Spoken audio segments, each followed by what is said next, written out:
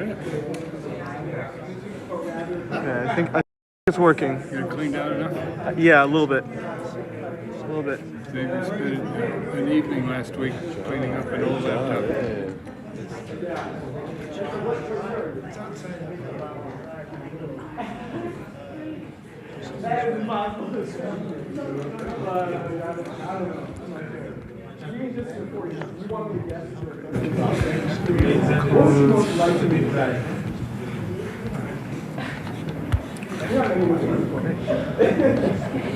Are we ready? All right. Well, welcome you all here tonight. God must have wanted this to occur because with microphones, everything, passwords, it's all worked out. And so we are recording and make it available to the students who are just arriving yesterday and the night the day before. I am just so very thankful for JSC, the School of Theology, for being so willing, so able to give what I think is the most necessary gift for the church in our day. And real simple, so much of our prayer is transactional.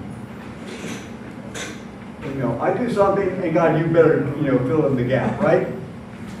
And that personal kind of encounter prayer often doesn't occur. Then we wonder, where are you, God, in my life? You know?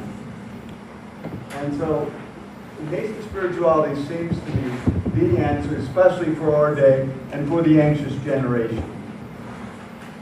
You got to find yourself in God. And so I want to thank the Jesuits profoundly. Thank for all they did at the school that must not be named. And I want to say God is good. He's good all the time. Thank you very much. I hope that was clapped for Father Xavier because you got the wrong person. Okay. Well, welcome everyone. Good evening. My name's Aaron, and so I'm a Jesuit, along with there are a number of Jesuits here. And thank you, Father Xavier, for inviting us again. It's really great that we're able to come here and talk a little bit about, well, Ignatian spirituality. But before we jump into that, a little bit, I'm not sure how many of you are familiar with the Jesuits. Why don't we get like a little show of hands? Like, how many people know generally what a Jesuit is? I'm going to get a show. I see some Jesuits are going to raise their hands. All right, so I'll give a little bit about who the Jesuits are. Just a quick refresh for people who may not be familiar, because I wasn't when I was growing up.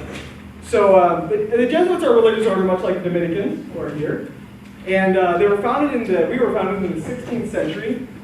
Right around during the Reformation, but we weren't a response to the Reformation, although we did end up playing a role in the response to the Reformation. And that's important because Jesuits responded in some ways because of our focus in, at the time, catechesis and in spiritual accompaniment. Basically, Jesuits played a role in helping inspire faith in people at that time, or really at all times, when people in the church, Christians, we're always desiring to grow closer to God. Right? And there was certainly a need then to have this contact with God. And so the Jesuits played an important role at that time. A lot of people know the Jesuits now through education.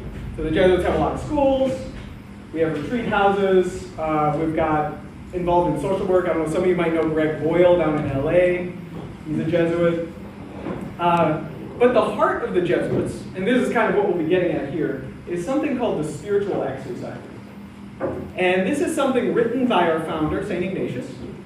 And it's a little bit about Ignatius charting out a path on how we find how we can follow God's lead and hear God's voice in our life, where God is calling us. And in doing that, gain a sense of our own purpose. And ever since the 1500s, since the Jesuits were formed, the Jesuits have been sharing the spiritual exercises. Wherever we went, we were sharing the spiritual exercises, and specifically through retreats, but also spiritual accompaniment, like I said, which we call spiritual direction. Kind of a one-on-one accompaniment in the spiritual life. So, that's a little bit about who the Jesuits are. But Ignatian spirituality, which is kind of the theme of this series, Ignatian. Our founder is St. Ignatius. Hopefully you're seeing the connection there. Words. Okay, so Ignatian spirituality is kind of about St. Ignatius' style of interacting with God and the world. And it's a style that all Jesuits kind of take on through our training, but also many more than just Jesuits. It's a style that we share, and it's rooted in something called the first principle and foundation. We call it. It's at the beginning of Ignatius' book on the spiritual exercises. And it's Ignatius' take on how his understanding of the purpose and meaning of human life. And it kind of forms a core of Ignatius' spirituality, his way of relating to God and his way of relating to the world. And it's a brief text, but what you'll find today, it really focuses on relationships. And specifically, the way in which our relationships with God and others do or don't form a coherent life. Cohere together to form a coherent life. So that's a little bit about Ignatian spirituality. This kind of forming a coherent life and thereby finding purpose and meaning in our life because it's rooted in God. So what is this series? Again, this is the introduction. So, Ignatian spirituality from the beginning was not for monks and nuns. I mean, it could be, sure. But Jesuits were always on the move. They were around, and because of that, it's borne a lot of fruit, not just in being bound religious like the Jesuits here or the Dominicans, but also in all the Christian faithful, really. It's a spirituality that bears fruit in people who are out living in the world and doing what they need to do for God's greater glory, hopefully. And this series is going to be spread out over 4 different workshops. And the 4 workshops are going to cover 4 main themes in Ignatian spirituality, and it's going to be spread out every other week. So this is the first one. 2 weeks from now, February 4th, will be another, and so on.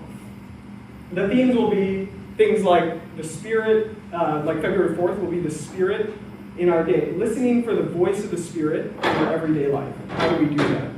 What does Ignatius kind of teach us? February 18th, contemplative prayer, how we can encounter Jesus in our day-to-day life, but also in prayer. And lastly, March 4th, the spiritual exercise. So looking at how, learning more about Ignatius' program for growth and hearing God's call. So that's a little bit, a broad picture of what we're doing in this workshop. And these 4 main themes spread out over, 8 weeks. At the end of this program, there will be an opportunity to explore the spiritual exercises for those who are interested in a more directed way. And we'll get to that at the end of the program. Maybe that'll be the beginning of Lent. But even before then, I mentioned spiritual direction. And if, as you're learning about Ignatian spirituality during this series, you decide, I think I want that kind of one-on-one accompaniment to grow in prayer and to help in listening for God's voice through my prayer, having someone to walk with me in my journey of faith and prayer. If that's something you realize you like in the course of this series, you can contact Father Xavier and he'll put you in contact with one of us, one of the Jesuits, and we can maybe start something up. That's been a charism of the Jesuits for a long time. So there will be time for questions, hopefully, at the end. So if there's something that's bubbling up already, lock it up in the cellar, and you might be able to pull it down at the end. But for now, we're going to shift into the first part of this presentation, and that's looking back at that core of Ignatian spirituality that I mentioned, the first principle and foundation. So Riggy's going to come up and share with us that first part.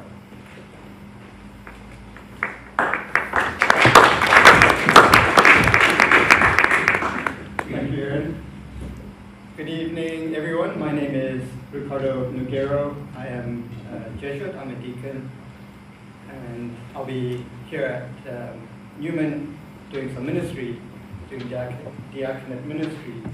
But I'm also here to continue on from where Aaron left off and talk about the first principle and foundation. In the spiritual exercises, it's known as annotation 23. the annotations start from 1 and they go on and on. But it's basically the core and it's the foundation. It's really about why we are created. And we are created for a relationship, as Aaron has mentioned. We are created for a relationship with God, and we are made for that relationship. Our relationships are meant to be ordered in a good way with God, with others, with creation, and with ourselves. Relationships are important because they help us to see ourselves, the various contexts in which we live and the situations, and they help us to see others from our own point of view. Often we make judgments about relationships based on our upbringing, our experiences, and even our studies. So it's really an external judgment we make. Relationships give us a unique perspective on others, rooted in our own experience. But sometimes this becomes too heady.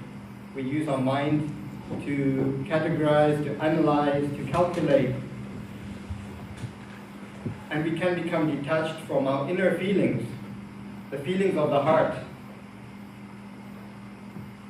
When we are mentally analytical, we tend to lose sight of the more internal and intimate dimensions of ourselves, that is, our feelings and emotions.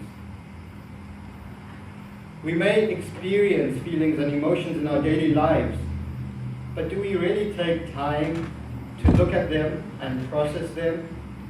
Or do we let them rule our lives and even take control?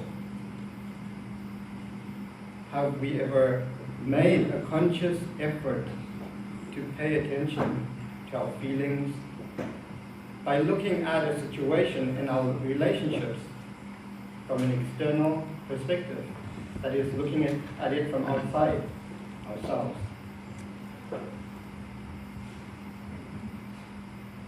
We may want to ask ourselves, seated right here in this room, listening, thinking, maybe questioning, analyzing, judging. What am I feeling right now? So some of the feelings you might have are gratefulness, unease, sorrow, anticipation, maybe a sense of peacefulness or calm, even a bit of anxiety, sorrow, or joy. So these are feelings that we can really connect with deeply within us. And sometimes we lose track of those interior movements. So can you name that feeling right now while you're sitting here in this room?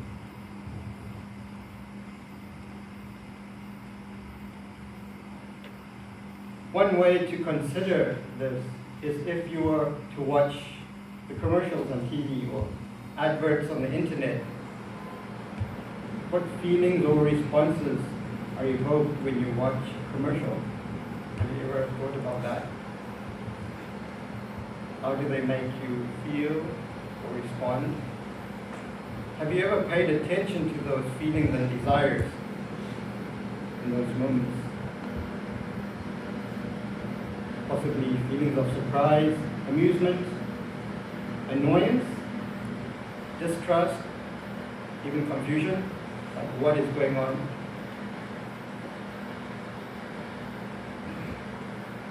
In the same way, we can look at our relationship with God. What image do I have of God, or what do I feel about God at this point in my life?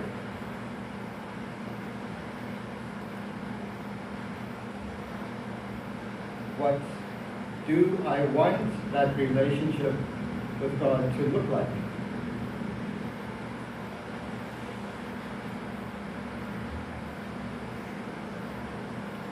In considering this relationship with God, we need to look at all that is created.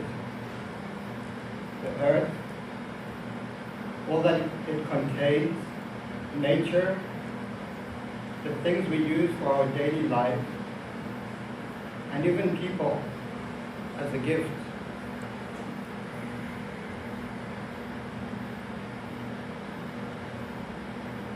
How do I consider my relationship with God?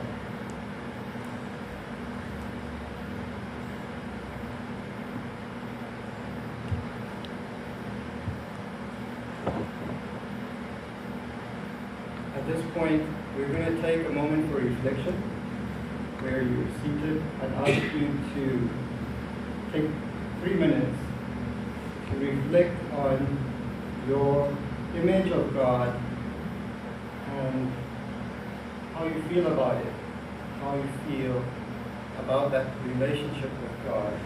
You can close your eyes if you like. Just take that time just to reflect, and I'll let you know when time is up.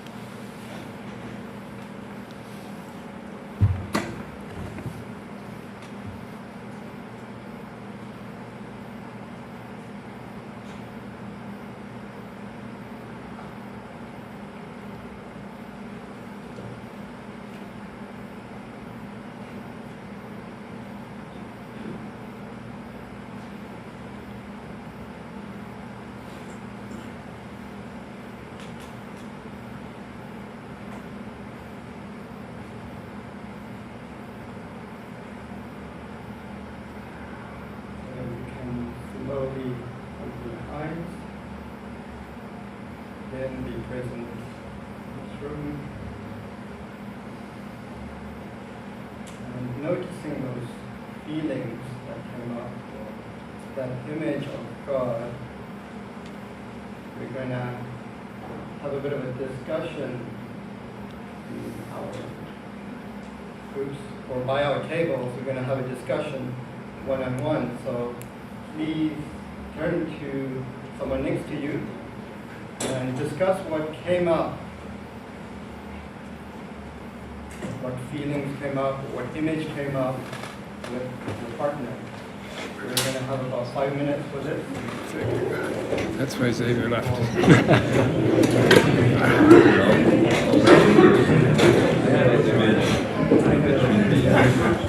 I get the father image big time when I'm quiet. That's the beginning of my prayer.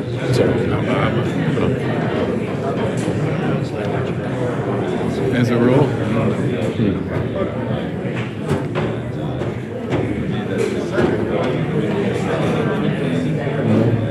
Was there a particular?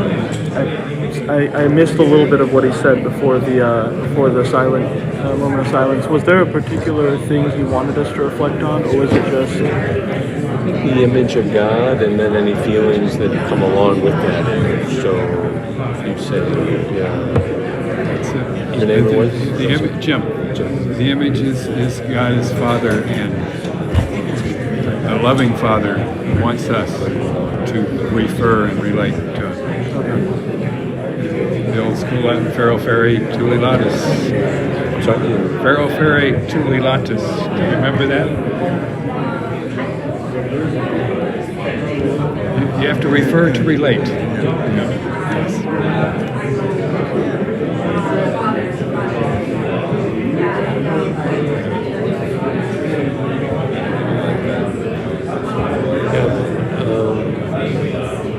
I mean, the image I have, I immediately think of Jesus. And I think of recently in my life a God that is like pushing and is insistent and is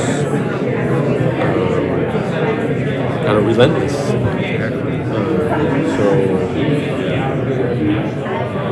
And the God have an image per se, but we got an image of something that's kind of relentless and creative, like relentless, like and insistent. Is the sense I have of God. The feeling that it provokes is one of kind of vertigo. Like, wow, I work.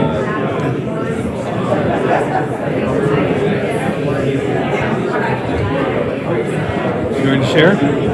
Sure, why not? Actually, I was thinking about, you think of God as Father, I was thinking of my own father and the people who were father figures in my life. And I was thinking about those times and those images, at times which helped and those which clouded. And I was thinking about how important it is to actually, it's kind of sit with it, and it kind of strange to say, choose which image will I allow to be predominant, because it would be really easy to simply let painful moments cloud beautiful moments.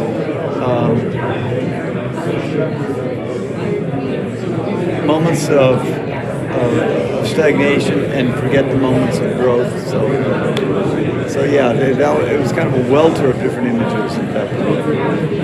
And say, okay, the real God stand I remember someone describing the father thing as dadness. There's a dadness in all those different father figures.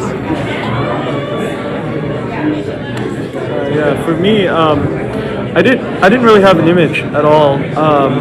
I kind of missed that was what we were supposed to think of as like an image. So there was no real image that came to mind, but it was more just like, honestly, I think I just really kind of savored the ability to stop thinking about anything.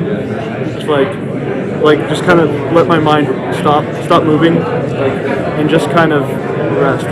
It's sort of, today was a really busy day for me, so I was just going nonstop since 5 a.m. And so there was always something I have to be doing today, because I'm a little behind at work, so I needed to get caught up, and so I was just there's always 5 things that I need to do right now, and I need to choose the most important of them. So it was nice to just kind of rest, have nothing that I'm thinking about. It almost feels like if you do a really intense exercise for a while and then you just rest, it's just kind of like letting the blood kind of flow, kind of letting the feeling come back into your body. That's kind of what it felt like, but for my mind, just like enjoy the space.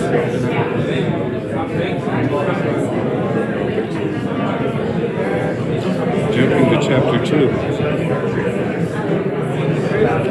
May I ask your work? Are you? I'm a high school teacher, Okay, that's a busy job. and I'm pretty new at the job, about 8 weeks, and we started the new semester this is the 3rd week, and I'm just behind in lessons and grading and stuff. So today was just a crazy day. So we are talking about the image of God. What way, feeling, what image do we have about this state, this? So you can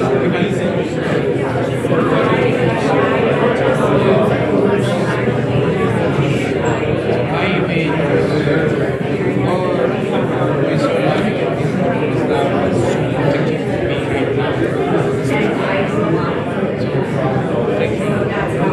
Can't test the volume, can we? Yeah, we can actually. All right, why don't we gather back up front? Pretty good. Yeah.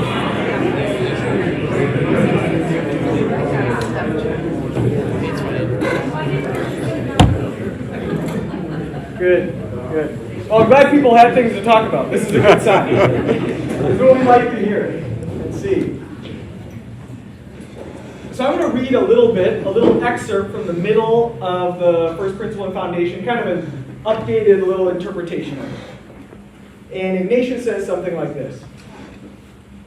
Like ourselves, all things in this world were created because of God's love, and they become a context of gifts presented to us so that we can know God more easily and make a return of love more readily.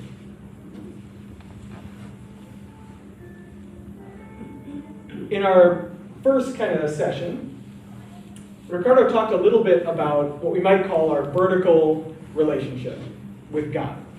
Kind of thinking about how do we think about our relationship with God. What I want to do now is think a little bit about some of our horizontal relationships, you might say, which is basically everything else.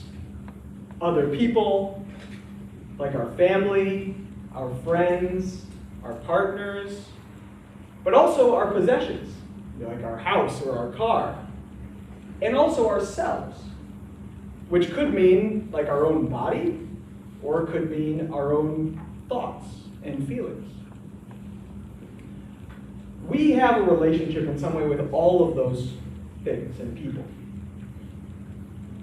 And one of the things I think it's easy for us to do, and Ignatius recognized it's easy for us to do, is it's easy for us to compartmentalize things in our life. So we can think about we're here in the Holy Spirit Newman Center, we're going to think about our relationship with God. And then when we go out, when we live in our life, we can think about our relationship with everything else.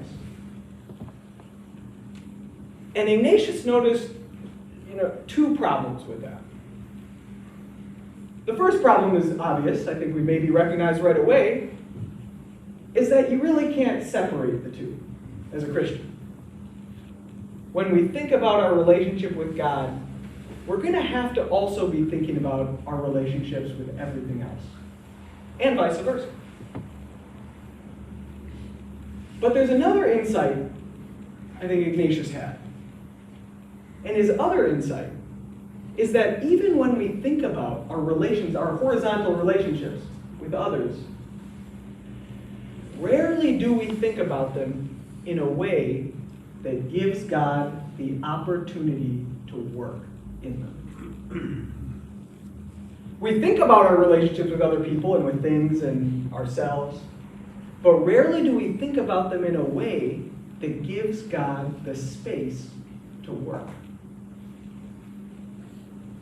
And I want to use a little story, a vignette, if you will, that maybe illustrates this point.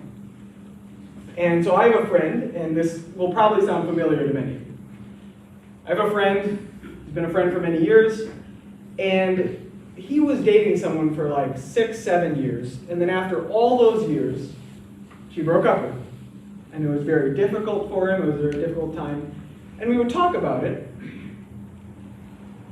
But what was interesting was that everyone else around him, all his friends, kind of knew that that relationship was going nowhere.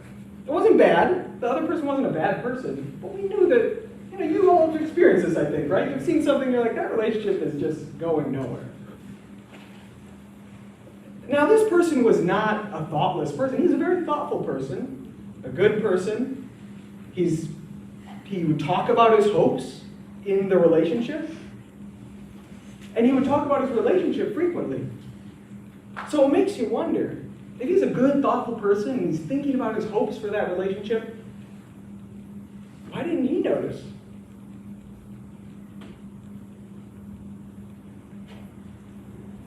I think we're all in situations like that a lot. And I think relationships can have, and Ignatius kind of recognized this too, relationships can have more than this, but at least two different traps. Any of our relationships. We're not just talking about partners now, we could be talking about anything, like we said. On the one hand, we know that we can become almost like addicted to our relationships. Right? We can be over-attached, excessive attachment. And they begin to control us, as we heard earlier. But there's also a more subtle way we can misorient our relationships, and I think this is what was going on with my friend.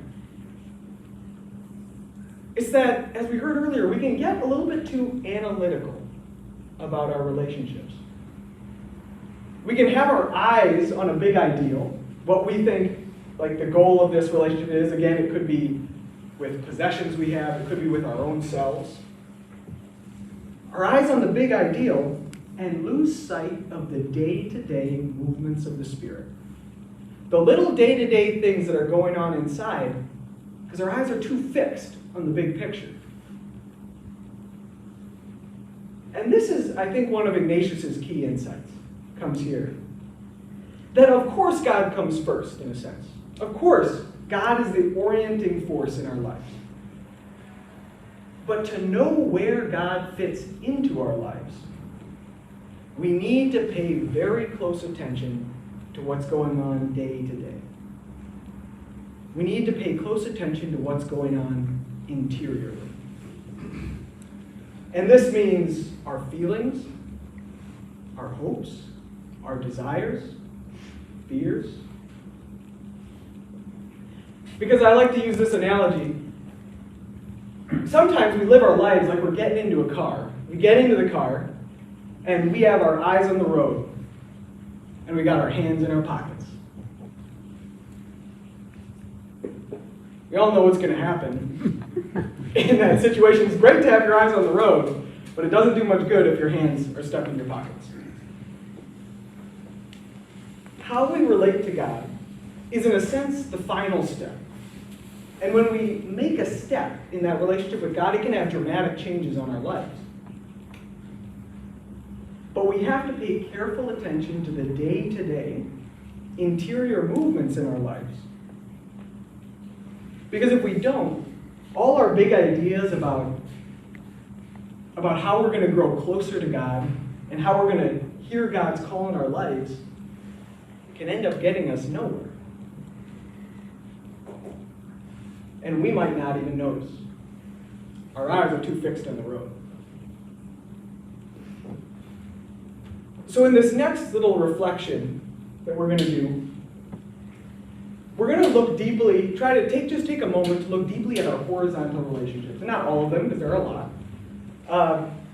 But to look at, kind of focus on some of them, and try to track the movements in that relationship. Things like what we already heard. Things like the joys that we're feeling. The hopes, the desires, but also maybe the fears or the anxieties. We're going to pay close attention and put our hands, so that we can put our hands back on the wheel. And so here's how I'm imagining we do this. What I'll invite you to do is first to pick some zone of relationships in your life. So that could be family, or it could be friends, or it could be a possession. Maybe you're trying to figure out where you're going to live next year. Your apartment is up, you need to move. It could be anything like that. A relationship in your life could be with yourself. And once you have that kind of zone of relationships in mind, I'm going to invite you to do two things in your silent reflection. The first thing is I want you to take that relationship, whatever it is, make something that's been on your mind recently. And first, ask yourself, what do I feel when I look at that relationship? Do I feel gratitude, joy, calm, anxiety, frustration, apathy? What do I feel, first of all, when I look at that relationship? And the next step is a little meta, because you're going to step back. And you're going to look at those different feelings that you felt with respect to that relationship and say, what is my reaction when I actually look at how I feel? What is my reaction when I take the time to think about how I really feel about this relationship? What my real hopes are, what my real desires are. The practice in noticing what's going on. So what we'll do is I'll give you kind of like what we did before, a few minutes for that reflection. Those two questions. What do I feel? Let me use this figure first. What do I feel? And then what do I notice about those feelings? And then we'll go back into small groups. And so I'll let you know when that's over, and then we'll split into small groups to talk a little bit about what we found. Does that make sense? Yes. Okay, so I'll let you guys know, but I'll say 2 or 3 minutes to just silently reflect on those two questions.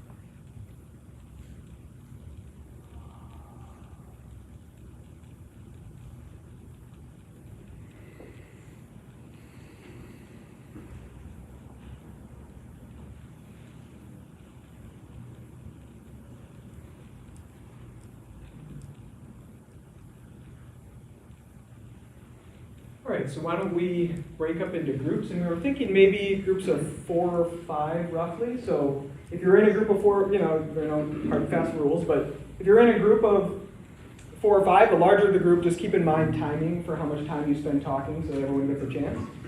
I'm imagining 2 minutes at least the first time around. But so kind of gather into groups of around 4 and share a little bit of what we found. Back on somebody else.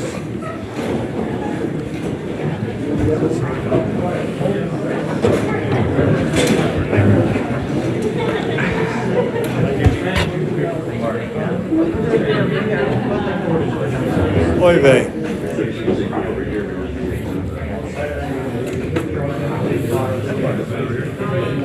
Are we supposed to get up and walk around? No. It's here? Yeah, it's here. Okay. I'll break the ice. Okay. Gotta get it over with. Yeah, sure.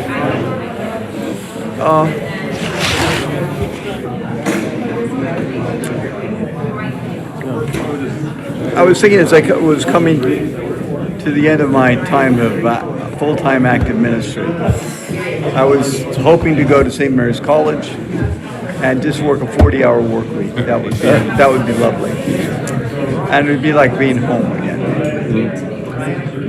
One of the things I even thought about was my attachment to teaching. And I was even thinking maybe I ought to go back in high school and teach. It'd be fun. One of the aspects, though, that is in terms of that relationship, the students mean everything to you. You cannot make that demand of students back. You're there for time, and you give it your all, and boy, you do. And at that point, you're like sitting at the ringside seat where God touches hearts, and lives change, and sometimes it is just simply miraculous. And sometimes the one you really wanted to help, you didn't help, and the ones you thought was an utter absolute failure, all of a sudden he comes back and says, "Thank you, brother. It meant everything." And I just couldn't help but, think that how important that those experiences were to me, but they're not actually equally important to them. Because then, as I go towards retirement and stuff at a certain point, that fades, and I cannot make that demand upon them. You never can. That's unfair and it's wrong.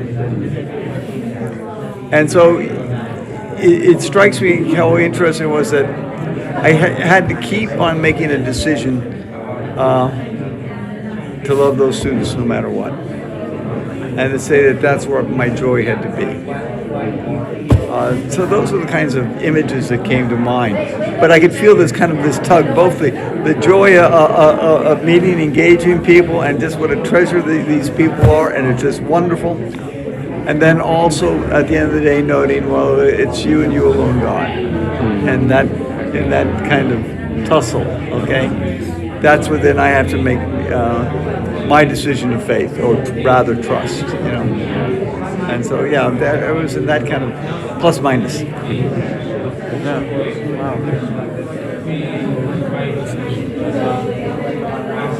That sounds scary. It's wonderful, though. See God touch? Oh, that's cool.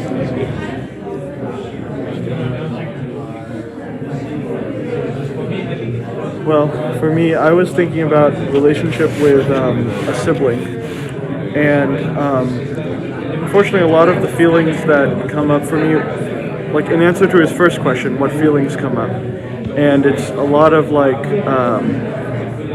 anxiety. It's a lot of anxiety, I guess, like fear, some fear, anxiety, some doubt.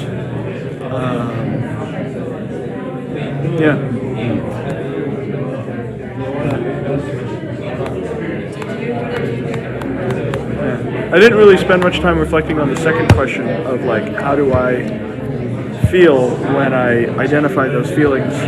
But I guess how I feel about that is a little bit of sadness, and also I guess sadness would be the number one feeling.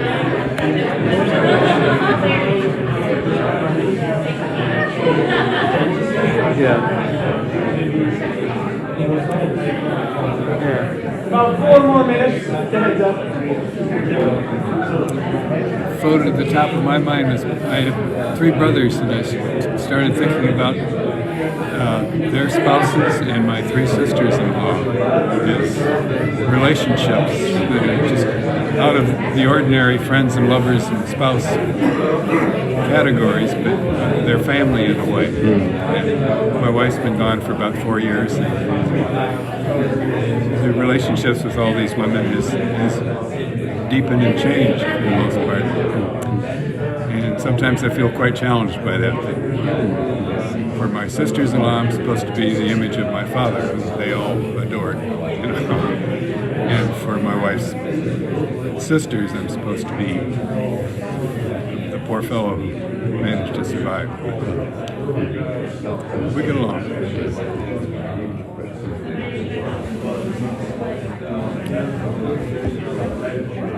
Yeah, so the group that came to my mind was the Jesuits that I live with. And kind of the immediate sense I had when I kind of imagined them all is a feeling of distance, a feeling of something cool, something reserved. I guess the feeling is kind of fear, overly cautious. This is not just having we get along fine, right? But it was interesting, the first feeling was one of distance. And then my answer to the second question, I kind of noticed immediately, like, well, so what's my reaction to that feeling? And I kind of noticed immediately a mechanism of judgment, to judge myself for that. So it was interesting to notice that with these kinds of feelings, there's an immediate sense of like, well, the judgment, not so much them, but myself.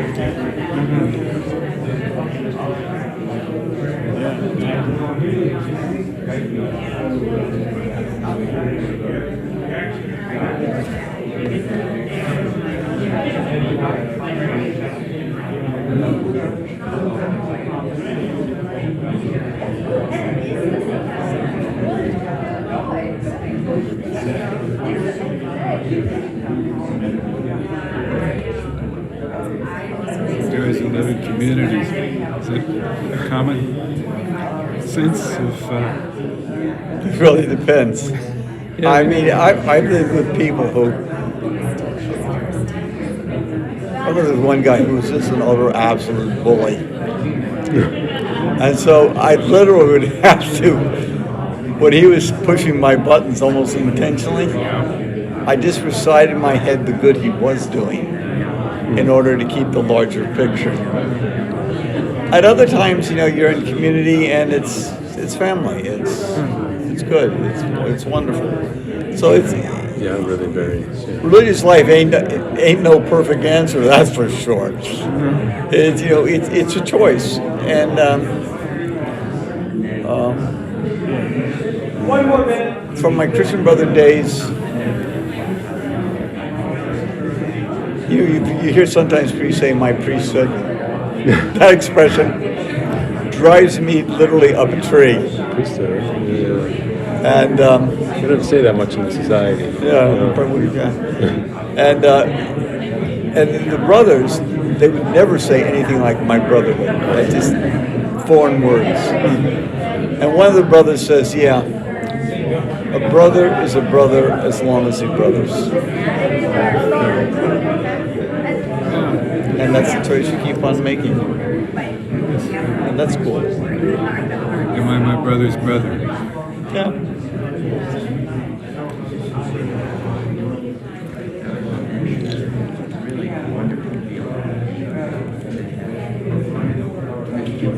All right, why don't we regroup for our last.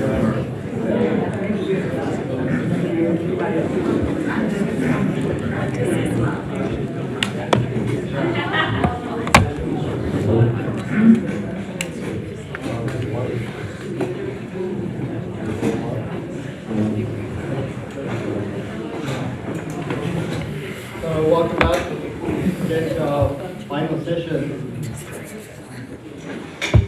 So we've split up the principle and the foundation into three. So we've talked about the initial introduction into relationships and that connection with God.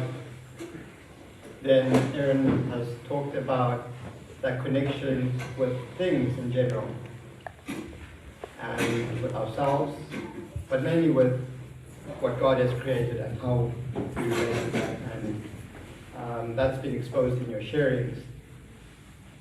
Now I'm going to talk about how we get to a point of indifference and freedom in those relationships. How can we free ourselves so that we can realize God in those relationships, that we can find God in those things, and ultimately God in ourselves.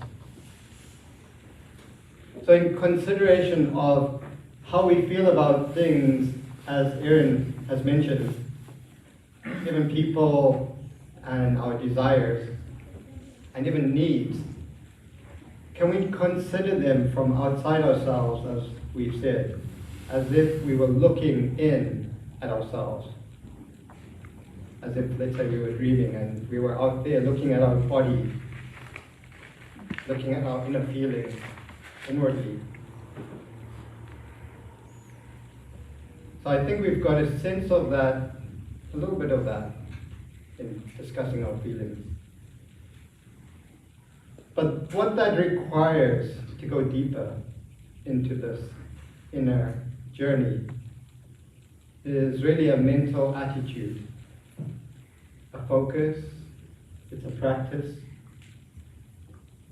Just as you would spend time exercising, maybe going for a run, or going to the gym, or doing yoga, it takes time. I mean, how much time do you spend exercising, or let's say going for a walk? So maybe half an hour, 45 minutes, an hour. So in the same way, the spiritual journey needs time. Analyzing the movements within myself takes time. It takes practice and mental discipline. It also requires us to make choices. That is to say no to the things in our lives that distract us. To go on this inner journey requires a certain amount of discipline, as we said, in physical exercise. But in this case, to look at our thoughts, our thought processes, and our desires. At times, the mind can jump around a lot. It can be like a monkey mind, jumping from idea to idea, from idea to concern to preoccupation, from one point to the next without really focusing on processing one of those thoughts and finding a meaning in that thought process. So this requires us to slow down our mental processes and focus inwardly. And that's so important to free us from the things that keep us distracted from the presence of God, from seeing God communicating within the depth of our being.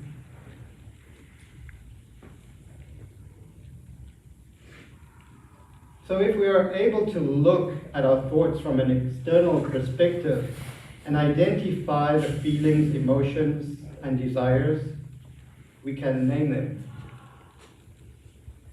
In naming them, we can then expose what we find for deeper reflection, and in prayer, we can ask God to illuminate our innermost being.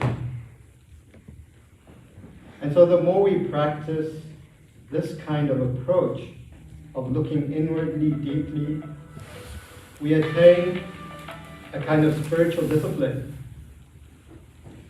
It becomes a practice of patience with ourselves, seeing our feelings and emotions for what they are, and exposing them. Oftentimes, we keep them inside, bottled up, and that can cause other problems, or that monkey mind to keep going on and on and on. But if we don't get to the bottom of it, we'll just continue in that process.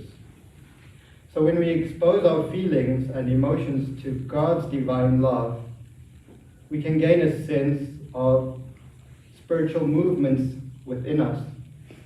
That is, whether it is the bad spirit or whether it is the good spirit. And this will be explained in the next lecture in 2 weeks' time on the examination of conscience, or the examine. So we will look at that further later. But this practice of the examine, or examining our lives, gives us freedom to make better choices focused on God's love. Thereby, we begin to see God in all of creation, in all our relationships. We find God in all things. And so we become indifferent to all created things, which releases us from the attachment to our relationships that control us. Indifference is not meant in the sense of not caring or being cold to other people or situations. It is really about what is affecting us or others. I mean, it's not about being cold about what is affecting us, but rather it is about an inner freedom to let things be, or to respond out of love and service.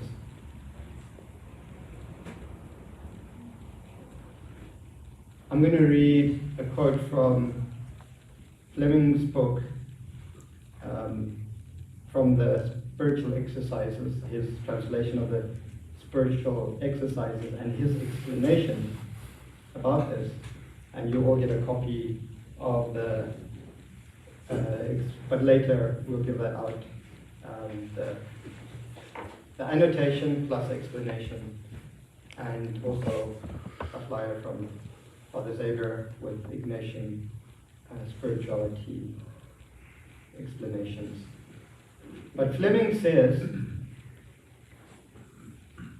in everyday life, we must hold ourselves in balance before all created gifts insofar as we have a choice and are not bound by some responsibility. We should not fix our desires on health or sickness, wealth or poverty, success or failure, a long life or a short one. For everything has the potential of calling forth in us a more loving response to our life forever with God. Our only desire and our one choice should be this: I want and I choose what better leads to God's deepening life in me.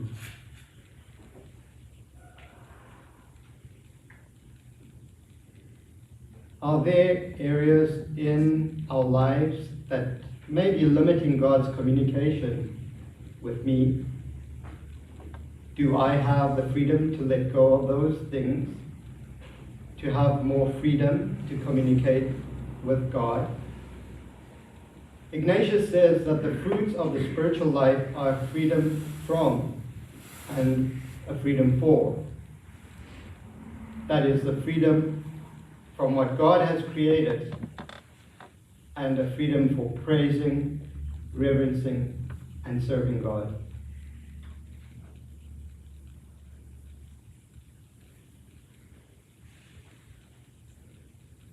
And so now I'd like to ask you to reflect for a couple of minutes on what limits my freedom.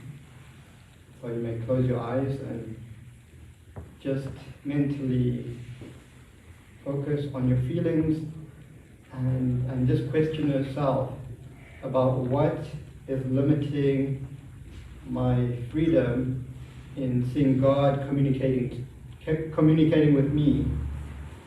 So we'll do that for 2 minutes.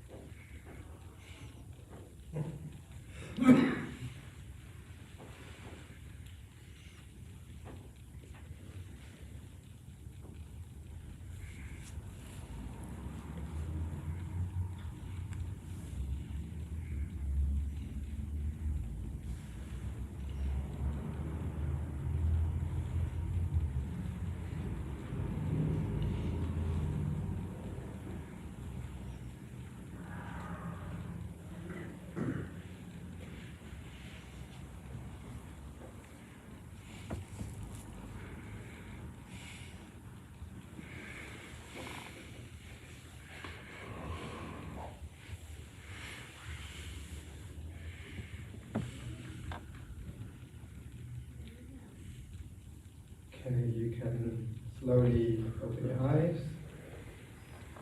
And we're now going to share for about 5 minutes.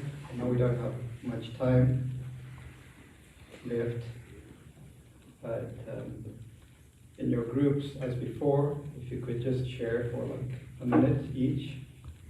Just go around quickly and share what came up for you, what feelings came up for you about freedom.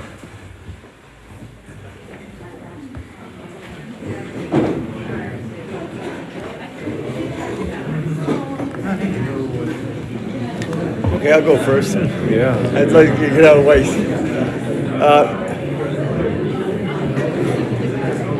Seventh time God says it was good. The seventh time He says it was very good. But the very next sentence was, it is not good for the man, the earthly Adam, to be alone. And I think that's the ultimate kind of fear that we have, is to be alone, to be disconnected, not to belong.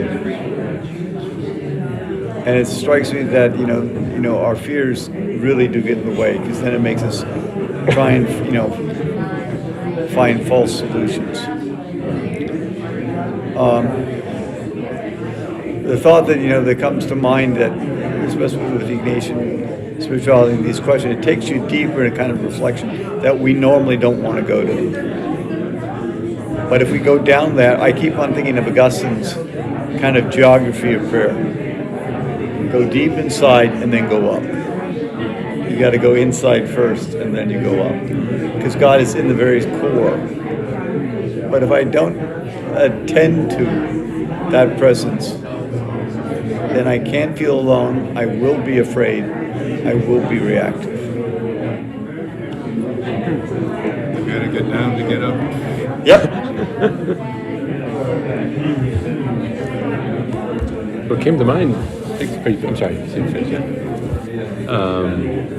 that which keeps me from, that inhibits my freedom is often something as simple as my agenda, what I want to set for each day, because I want to do certain things.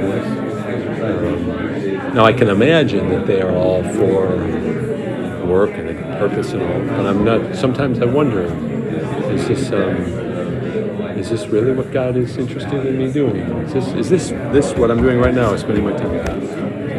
No, I mean I'm doing my work, and so yes, right. But it was interesting to think of something as concrete as I write out each day. This is what I need. This is what's going on. And maybe it's helpful to me, or maybe it is less helpful to me than I imagine for a freer relationship with myself. I mean, I understand if I don't get it done, that's okay. It's not that, right? But I mean, but it was an interesting kind of flash.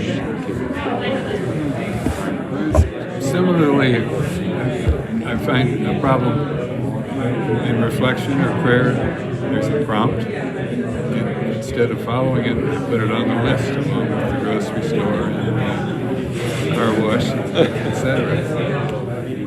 And treat it like it's just another chore or activity. And in fact, it's the activity, as we're describing a deepening relationship. That's where I ought to go. Instead of the other things.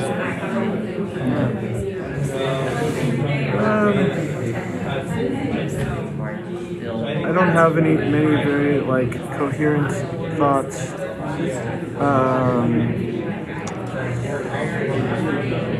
What inhibits my freedom, I think, is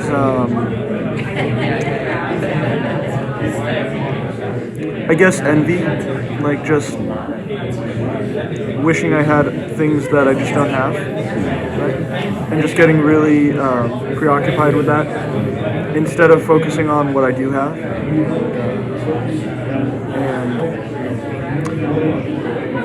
And the areas that I should grow in, that I have the ability to grow in. Even very simple things like discipline, sort of with my schedule, taking better care of my health. I mean, right there, there's plenty of stuff for me to occupy myself with and to work on, which would be very rewarding and which would probably lead to more freedom. But for some reason, that doesn't seem really attractive to me, to work on those things. And what does seem attractive to me is things that I can't control. One more minute. Not unusual. Yeah. I can relate to what you're saying. Yeah.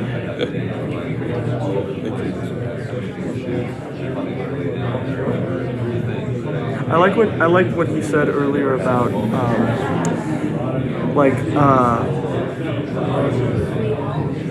I don't know if I'm forgetting exactly what he said, but the idea that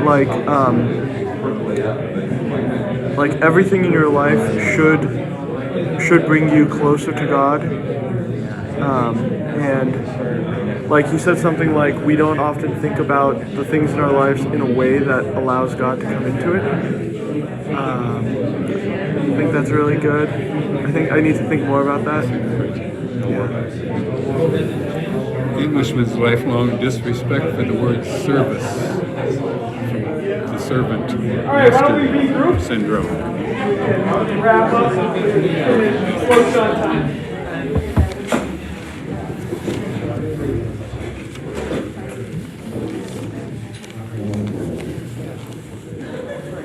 So I want to close with that final, we heard a little bit of it already, the final sentence in Ignatius's first principle and foundation. Our one desire and choice should be what is more conducive to the end for which we were created. Hopefully in these sessions, you've hopefully gotten a sense of how understanding and forming those relationships and those ways of acting can bring coherence to our life and connect the different parts of our life to create one whole. At the end, after this is all wrapped up, you can feel free to ask the Jesuits questions. We're going to cut out Q&A now just because we're close to the end. But I want to close with a little prayer as a way to think about what we can take away from this workshop. So I invite everyone to close your eyes and recall that we are in the presence of God, a God who wants to get involved in our lives. And we pray for the grace to give God the space to work in us. So first, I invite you to look inside and consider what is the feeling you're feeling right now at the end of this workshop.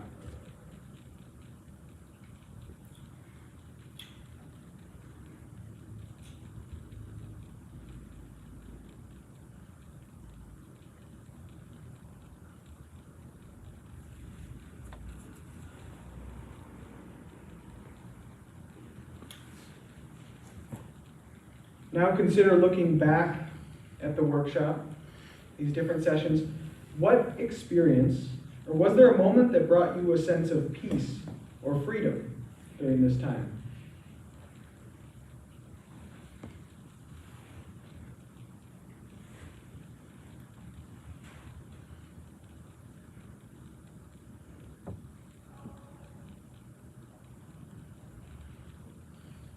Was there a particular moment or word that stood out to you?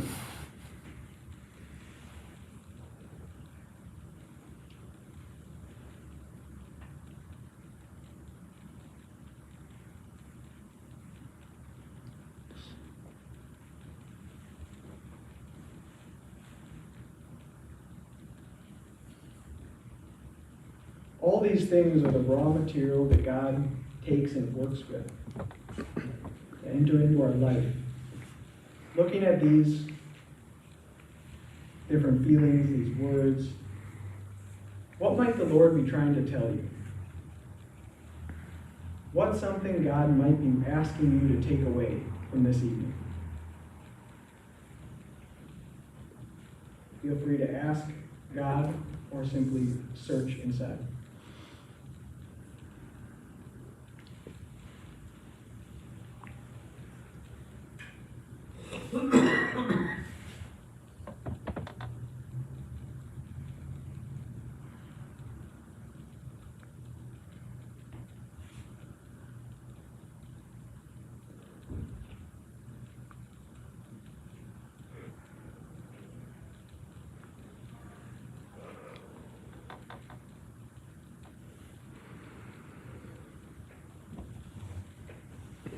Glory be to the Father, and to the Son, and to the Holy Spirit. As it was in the beginning, is now, and shall be, world without end. Amen. Our next conference will be February 4th, as a reminder, and that will be entitled Addressing the Spirit in Our Day, Practical Instruction on How to Pray the Examen. And I want to challenge you, you see all those chairs over there? Why not bring friends? I'd like to see the whole place used. I'd like it to be so used that we had to use the church, you know? This is such a treasure, because I think you've gotten some kind of sense that this takes you much more deeply into that place where God in fact dwells. And so to have the ears for that. So spread the news, invite, okay? Thank you. Because finally, we're inviting people to know the best gift we can ever, share with people, our God. Thank you for being here. And there is a handout which has the first principle and foundation printed on just straight through. And then it also has some reflection questions if you want to use it, for your own personal prayer. Thank you all for being here. And thanks to the Jesuits.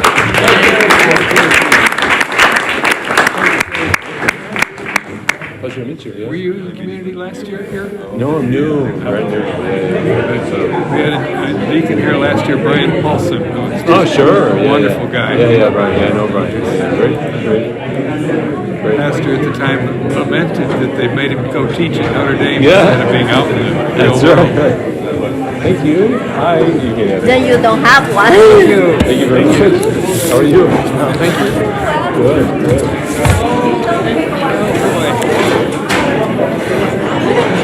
All right.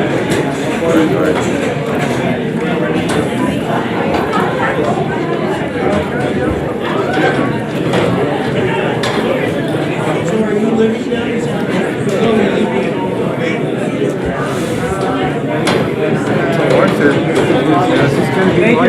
very much. Very good. Excellent. Yeah, it already is right now. I just want to say goodbye. Thanks very much. Yeah, nice to meet you. Yeah. Hang in there. Good luck. Yeah. And I think I was wondering next week. We have lots of. Thank you. Peter Rush was Martha, sound guy. My phone rang. That was him. I'll call him back. Live stream at 2 o'clock. Okay, yeah. Let him see how he likes the sound. I think people are going to be very happy with the improved live stream sound. Right. Now that we've got all those mics. Great.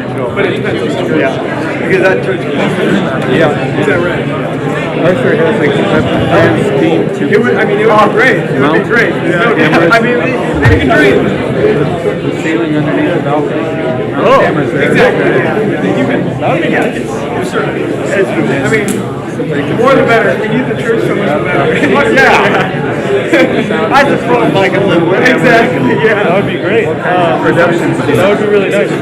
Now, I don't know if you've thought about this, but do you think it's even a good idea to keep live streaming events? I feel like most churches don't. Thank you. Yeah. Thank you. With this particular community, we've got a lot of elders. Yeah, sure. This is my personal experience. I'm happy to be here 9 Sundays out of 10. But health being what it is, sometimes you've got to stay at home. And get a cold or something. Okay. Chairs and sixes and legal minded. Yeah. The head of our finance committee spends half his life in New Jersey. Oh, wow. But he was the chair.